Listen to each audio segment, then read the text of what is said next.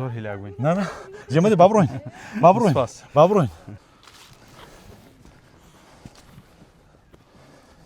کۆمەڵا کچ و کوڕێک بەیەکەوە بەنێو سروشتی قەزای ڕواندز بەنێو سروشتی گوندەکانی قەزای ڕواندز گەشتێکی شاخەوانیان ئەنجام داوە.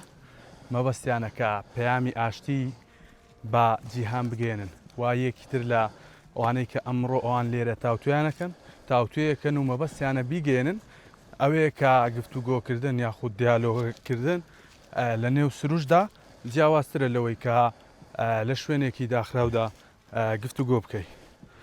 جا مامۆستا میران کە سەرپەرشتی چالاکیەکە ئەکات بە زانیاری زیاترمان بداتێ لەسەرەوەی کە ئامانجی کارەکەیان چییە و چالاکیەکە تاکو کەی بەردەوام بێت.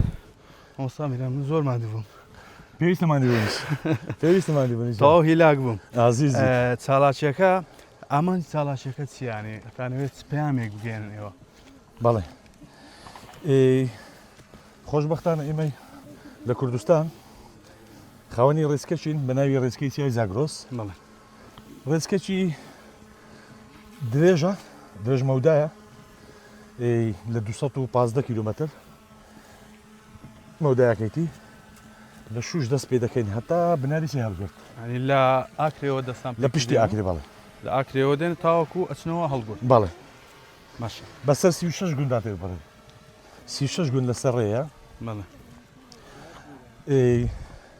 بە سێ ناوچەدا دەپەردە ڕێزکەکە خۆشبەختانە کاریگەری زۆر باشیە خەڵکانێکی زۆری گەشتیاری بیانی دێن کەناڵە بیانیەکان دێن فیچەر دەکەن لەسەر ئەو ڕێزکەیە. یان ئێستا ئەوانی لە گەشتەکەش لەگەڵتان بەشدارن خەڵکی بیانیشی تێدا هەمووی خەڵکی کوردستانی. بەڵێ خەڵکی بیانی تێدایە چکە ئەو پرۆژێ وزارە بە ناوی ڕێچکەی ئاشتیە چەند کەسانێک هەڵبژێر دراون کە ئەوانی ڕۆڵیان هەیە لە ئاشتی بەشدارن لەو پرۆژەی ڕێچکەی ئاشتی بە هاوکاری تەوان لەگەڵ سەفارەتی کەنەدا. ئەتانەوێت پەیامی ئاشتی بە جیهان بگەێنن. بەڵێ تۆ پەیامیمە ڕێچکەی چیای زاگرۆس تەنها بۆ گەشت نییە پەیامەکە لە بۆ ئاشتیش. گفتوگۆکردن و دیالۆگکردن چ جیاوازێکی هەیە لە نەو سروشت ئەوەی کەمە بەستانەوە زۆر کار کراوە لەسەر ئاشتی تەنها لە هەوڵەکان بووە. بیرۆکەی مەوزارە وتمان با لە سروشت بێ گفتوگۆکە پیاسەیەک بنەو چیاکانی کوردستان و ڕێچکەی چیای زاگرۆس. ئەو گەشتێک کە ئەیکەن مانەوەتان چۆن ئەمێننەوە لەکوێ ئەمێننەوە کەمپینەکەن یا خودمانەوەتان چۆن ئەگەر باسیشی ئەومان بۆ بکەین. بەڵێ ڕێچکەی چیای زاگرۆس کۆمەڵێ پەیامی خۆی هەیە ژینگە پارێزی گەشت و گوزار هەلی کار بۆ خەڵکی گوندەکان لە هەر گوندێک ئێمە ماڵێکی تایبەتێ بە میێوان وەکو بە ئینگلیزیەکە پێ دەڵێن گێست هاوس.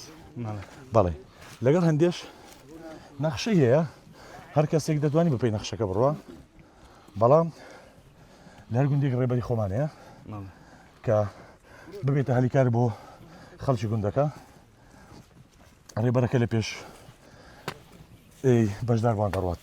ینی بە هەر گوندێکدا تێپەڕن کەسێکی ئەو گوندە سوودمەند دەبێت. هەموو گوندەکان نا مەسەڵەن دەستپێک لە شوش دەست پێ دەکەین ئەمە دێن هەتا گوندی عەفو هەتا ئاکرێ. بەڵێ لە ئاکرێ دەمێنێنەوە ڕۆژی دووەم بۆ ستاندار دەکەیتی ڕۆژی دووەم لە ئاکرێ دەست پێ دەکەین تا هەشتکە خطوە بە خطوە چاردە گوند تێدا سوودمەند دەبێت. بەڵێ ماشە ئەمڕۆ چەند کەس بەشدارن ئێوە ئەمڕۆ نزیکەی چەند کەسە بن؟ بەڵێ ئەمڕۆ 12 نەفەر 12 مرۆڤ ئەوانەی کە پێشەنگن لە ڕێچکەی ئاشتی بەشدارن کۆمەڵی گەنجی ناوچەی ڕەواندز و دۆڵی ئاکایانیش شان بەشان ئەو تیمێمە لەسەر ئەو ڕێچکەی دەڕۆن ئەوانیش وەکو ڕاهێنێک کە پەیامی ئاشتی خۆیان بگەین. زۆر هیلاک بووین. نانە جێمەدە با بڕۆین با بڕۆین. دائیمەن لە مانجی سێ و چاروانە سروشتەکە زۆر جوانە بۆ گەشتکردن بەهۆی کەش و هەوا گەرم نییە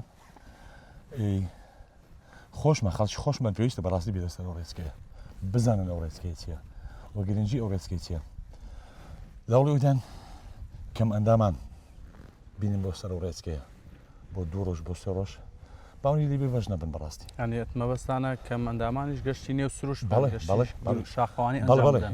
ئێمە وەکو ناتوانین بڵێن گروپی شاخەوانی نین بەڵێ. ئێمە ڕێچکەی شاخەوانیە زۆر جاران لە بینی گوندەکان هاتوچۆ بە پیانە بۆ زەمەنی سەردەمی باو باپیرەمان ئێمە دەتوانین ئەو ڕێچکەمان زیندی کردیتەوە پیادەڕەوی پیادەڕەوی نمابوو ئاستا ئەو پیادەڕەویمان زیندی کردیتەوە بەڵام چۆن نتوانانی چۆن بیرتان لەوە کردوەوە کە کەم ئەندامانش بەشدار بن لەگەڵتان قورس نییە یاخود چۆن نتوانن ئەم گەشتە بکەن لەگەڵ ئەوانیش تۆ شتێک بەرنامەت لە بۆی هەبی قورسە بەڵام بە کەمەندامانش لێبێ بەشدا بەڕاستی ئەوانی شادن دێن لە ناو سروشت و کە بزانن لایەنەکەیە گرنگیان پێ دەدەن